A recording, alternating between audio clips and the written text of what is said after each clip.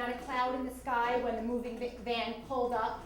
And he had just started a new job. So, we were kind of feeling, like kind of a rite of passage, buying our first home and starting a new job. And I was also pregnant with our first child. So it was a big day, and we were very excited about moving in and starting our new life together. And I had my parents nearby. We actually bought a house 2 doors away from my parents. And my husband is a golfer, so he measures everything by a golf stroke. And he was like, really, 2 doors away? Like, it's a pitch shot, to your parents' house. Can't I get something that's like a driver? I can hear a driver to their house. I said, no. I grew up with my grandparents in the same house, and I want this for our child. I want to be this close. We have instant babysitters. It's going to be great. So I was really excited about it, and we were all thrilled about moving in. My parents were there helping us as well, lifting boxes and all kinds of stuff.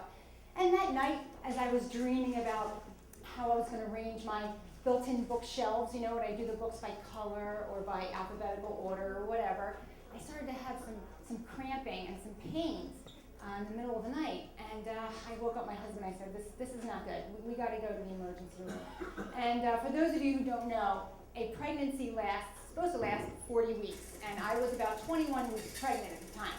So I was not supposed to be in labor, but when we got to the hospital and they hooked up monitors to me and all kinds of stuff, it turns out I was having preterm labor, which is not good at 21 weeks. They put me on this very powerful drug, and wow, I kind of know why people do drugs. I was like, whoa, this is amazing, this is crazy. I couldn't walk. I was just like, this is crazy. It's a very, very, very powerful, muscle relaxer to try to stop the contractions.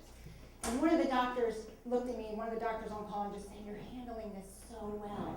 And I was sort of like, wow, what am I handling? Like, you don't want to hear that from a doctor. You're handling this so well. It's like, what? What's happening? No one really was saying what was happening. So I don't know what they expected, but they did say, you have to be on strict bed rest, and you have to stay here in the hospital. And I thought, oh my gosh, I just moved into my house. I have to go do my bookshelves. I don't want to be here in the hospital. They said, no. I said, I have family right nearby. I won't get up. I promise. I will stay in bed. They said, absolutely not. You have to stay in the hospital. Strict. Think about it.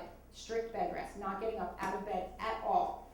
So it was not very fun. I was not a very good patient at first, especially since it was back in 2002, and I don't know if you remember, Rosie O'Donnell had a talk show at the time. And so, and hospital TV did not have many channels. So I was kind of watching Rosie O'Donnell every day, and American Idol had just started, and I was like, who is this creep, Simon Cowell? Get him off. I don't want this vibe in here, So week 1, I'm on bed rest for a week, and I said, I can't watch TV anymore. I can't eat this hospital food. It's disgusting. And my poor husband is sleeping at the hospital. My mother and my sister are all taking turns sleeping out on the pull-out chair that they have there. We were all kind of miserable. And I said, I need something that's going to lift me up. And I said, somebody bring me a Bible. I don't know what made me say it, but I just said, I've gone to Catholic school my entire life, grade school, high school, and I went to the Catholic University of America for college. But I had never really read the Bible, as sad as that sounds. I mean, I hear it in church, and they do the little blurbs, they do the readings, but you never really sit down and read the Bible. And I thought, here, I can't move, so this is the time to do it. So my mother brought me her Bible, which was she was going through like a spiritual thing, so her version wasn't the King James, it was kind of like a New Age, I don't know if there is a New Age version of the Bible, but that's what she brought me, and it was like, Jesus is your friend kind of. It was written in very plain language, very easy to read, and very, comforting. So I said, I really want to feel better. I need some consoling. So of course I'm going to read about people who are miserable. So I started with Job, because no one, it doesn't make you feel better unless someone else is miserable. So I said, Job really had it bad. I don't have it as bad as him. Let's read about him. And I felt like I counted the sores, on his body. And then I said, all right, how about the Psalms?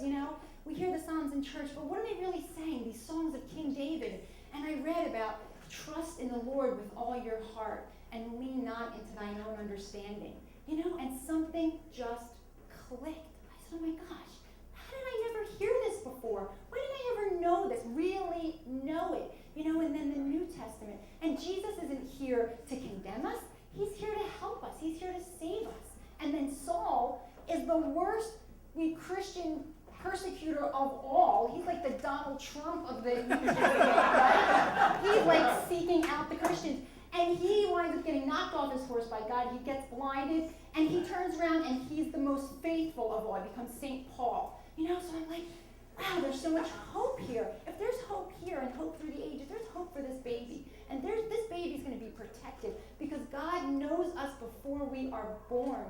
God knows my baby. My baby knows God already. It's already done. The plan is already set. What do I have to be nervous about? All I have to sit here and lay here and just let it happen, whatever the plan is. So 24 weeks into the pregnancy, when the baby is viable outside the mother's womb, my water broke. And my mom is there, my aunt is there, my husband's there, and my mother, who is my rock, looks white as a ghost, and she's looking at me as they're wheeling me down to get the emergency C-section, and I'm telling her, it's okay. If God wants to take the baby, it's okay. And if God doesn't want to take the baby, it's okay. And I was comforting her, and I was like, wow, this is weird. So they're wheeling me down for the C-section, and the baby comes out, and we don't hear the baby cry. The baby makes more of a lamb sound, a little lamb. And the doctor holds up the baby very briefly for us to see. You know, it was probably a nanosecond. But you know, when you're recounting this, it feels like an eternity to see your child for the first time. And he was 1 pound, 3.2 ounces. And the 0.2 is important when you're that size. And to us, he looked like he was full grown. And the doctors showed him to us, and he was the weight of a baseball. And he was a little bit longer than a big pen. But he survived the pregnancy. He went to the NICU for 3.5 months, and he survived the NICU.